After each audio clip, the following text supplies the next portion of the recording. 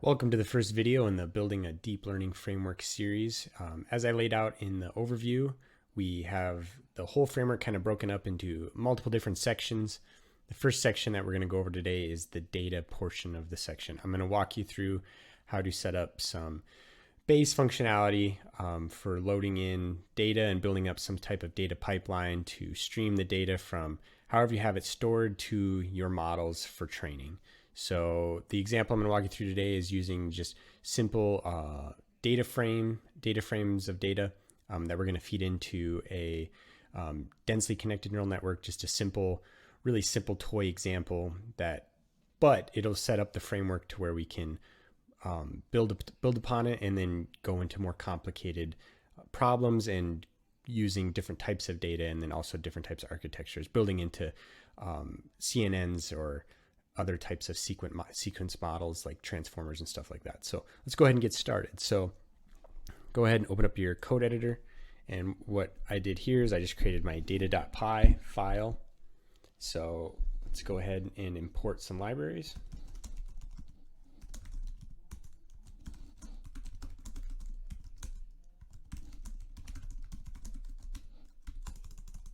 So kind of the three core libraries we're going to be using since we're building our framework on top of TensorFlow and Keras. We're going to go ahead and import TensorFlow.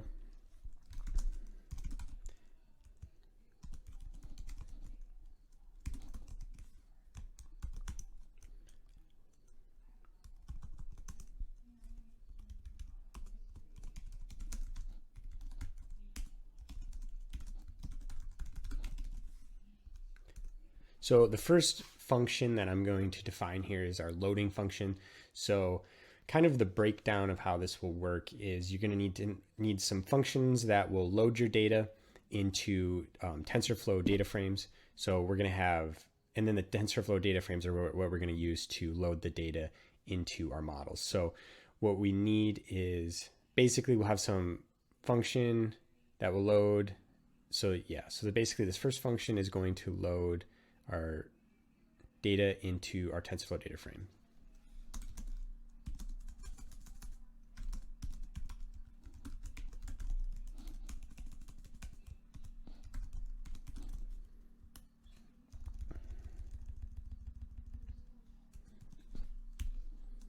So here we are reading in our CSV file, which holds our data.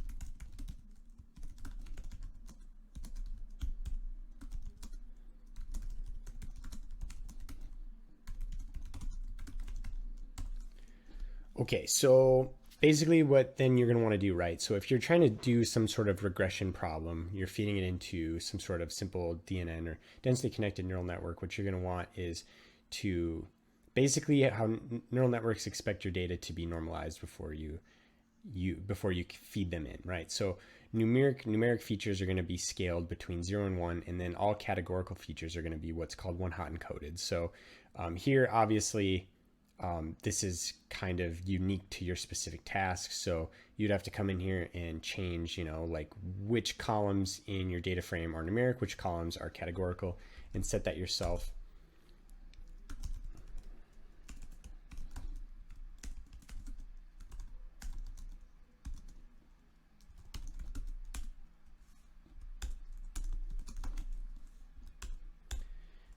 And then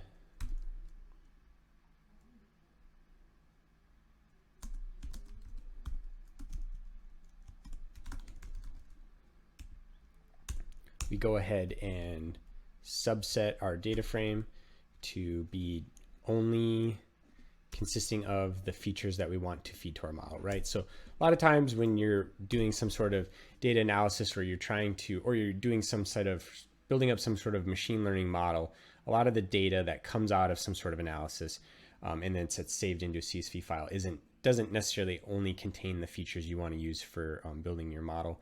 Sometimes it'll contain a lot of other stuff. So that's kind of the idea behind this. You just kind of subset the features you want to go to your model.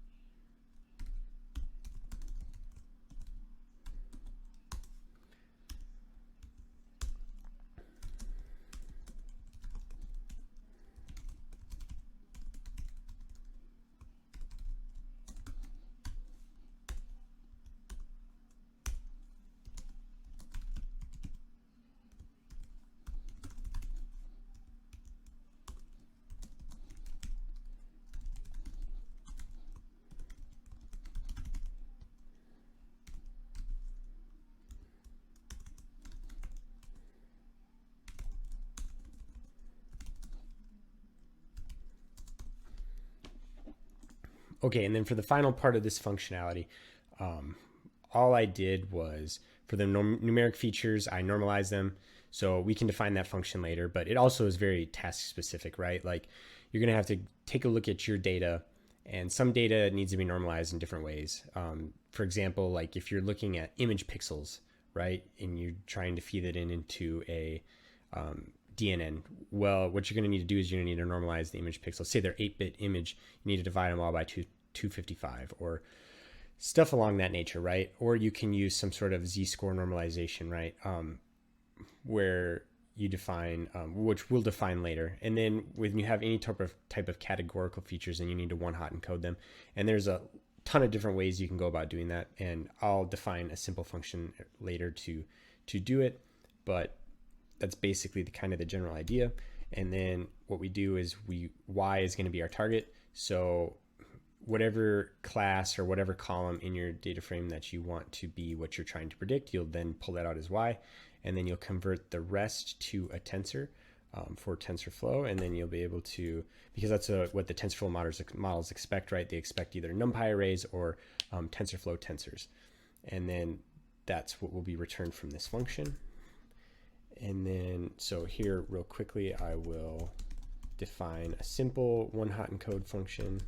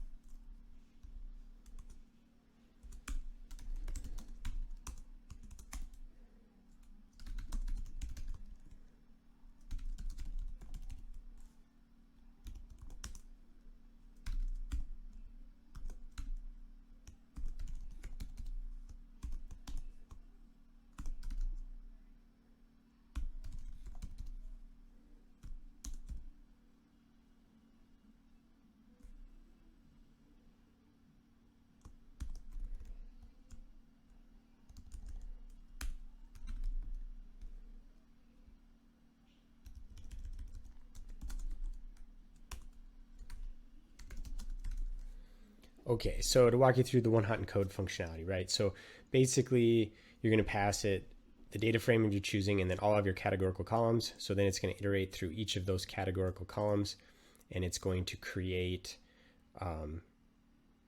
new columns for each class. So let's say you have 0, 1, 2, 3. What it'll do is it'll go through it and it'll make that column 0, that column 1, that column 2, that column 3, and it'll set all of those to 0. And then it'll go through and it'll encode each one of those.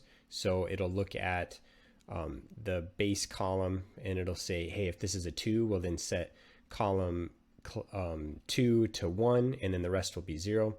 and then at the end it'll drop the original column and then also the maximum column. So just to kind of show you, so we look right here, right? So same functionality. So I have an array. So class 0 or class is 0, 1, 2, 3, and all of these are the class that I want. So I want to go ahead and one hot encode both of those. So what it does then is it changes class to class 0, class 1, class 2, and then it also has a class 3 here.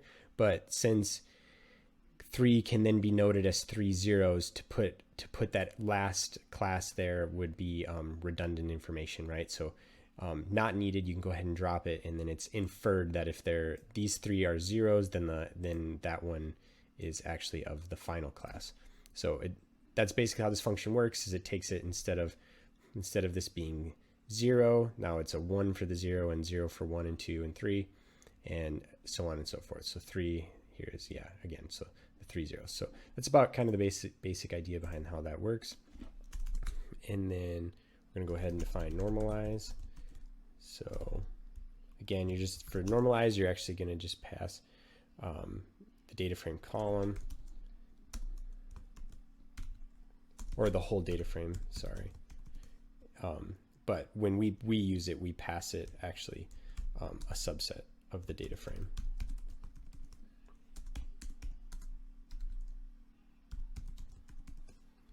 And there you go. This formula will convert all of those features to be within 0 and 1, right? So this is kind of our load. This is our load function.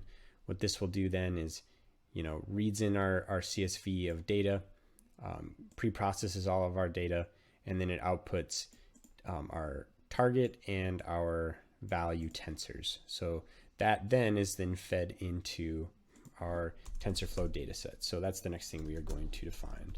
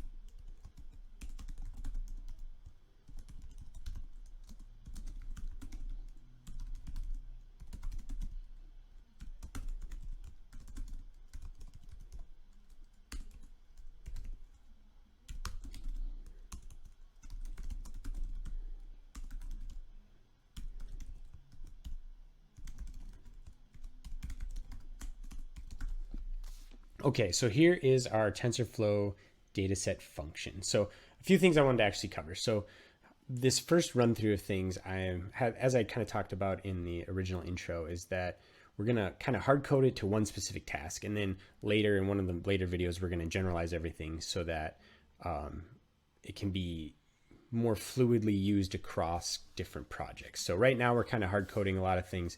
We're hard coding, the batch and epochs and all this types of stuff. But we're going to go ahead and we'll adjust that as we go. This is just to give you an idea of where this stuff comes from and how everything works together before we abstract things and make it a little less readable but more functional. So to kind of talk through this dataset function here. So basically, TensorFlow has a lot of different dataset options for their dataset with their dataset API. The one that we're using here is from tensor slices. So as we showed here, right, we're actually sending these two tensors. So and we're going to batch it. So we're going to go ahead and call it from tensor slices. So then we pass our X and our Y. And then the next thing we want to do is we want to shuffle them.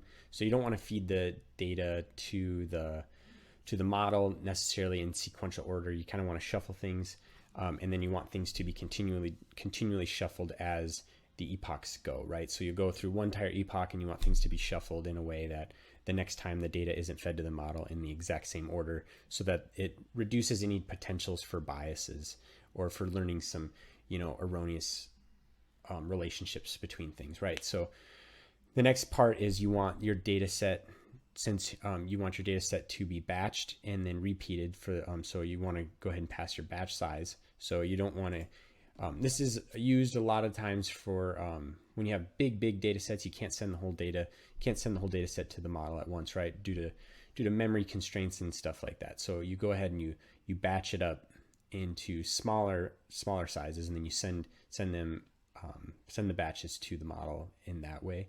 And then you want to go ahead and repeat that the number of times that you want to train the model. So you're going to go ahead and train the model, let's say 100 epochs. Well, you want this to happen enough times to where that you'll have enough data for each epoch of training. And then I go ahead and set drop remainder equals true. That way, that final batch, right, if your data set isn't evenly splittable for your batch size, there's going to be kind of some remainder samples at the end, and I go ahead and just drop them. Usually it doesn't make so much of a big difference. Certain situations, if you leave them in, it can cause some issues, so I just go ahead and drop them. And then go ahead and prefetch. So this is a operation that allows the data set to start loading data into memory while the model is performing its training iterations. This helps optimize your entire workflow, and it helps so that your model continually has data and can be continually using either the CPUs or GPUs, and they aren't just sitting dormant and not doing anything, waiting for data to come to the model. And then the options, so we're going to go ahead and do the auto shard policy, and since we're setting this equal to data, and that's just kind of how it transfers and shards up and breaks up the input data. So go ahead and return that data with the options. And the final thing we're going to do is we're actually going to define the function that calls these during the training workflow.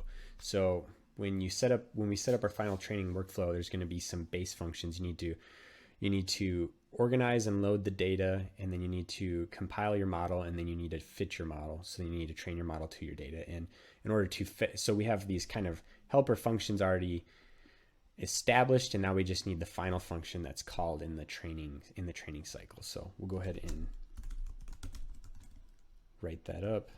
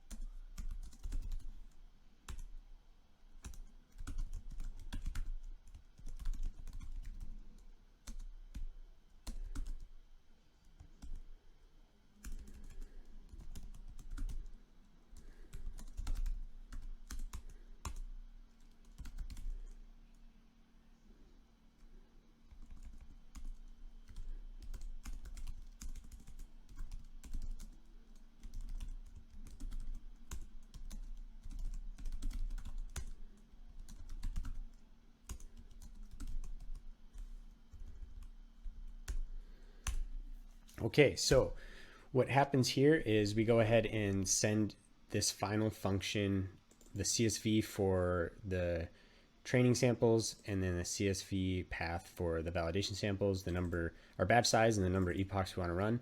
And what it'll do is it'll load in our training training samples and training targets, and our validation samples are validation targets. And then we'll go ahead and turn those into TensorFlow data sets, and then it computes the steps per epoch we're going to be doing, and then the validation steps per epoch, which is two things we're going to need to know when we do our final model training. So this is kind of the initial first go through on the data portion of the entire training workflow, and how to set up and build kind of a framework around the TensorFlow library and the Keras API. And the next video, we're going to talk about models and we're going to build up just very simple, kind of a simple densely connected neural network that plugs into this specific problem. And then we're going to go ahead and write a function to compile that, and which will then roll into our final step, which is the training functionality, where we bring everything together. And then after that, we'll go ahead and, since this is already modularized, but it's very kind of example specific, then we're going to go ahead and generalize everything and make it more of a general framework that can be kind of used across different sorts of problems. So I hope you enjoyed. I hope you got something meaningful out of it, and I'll see you in the next one.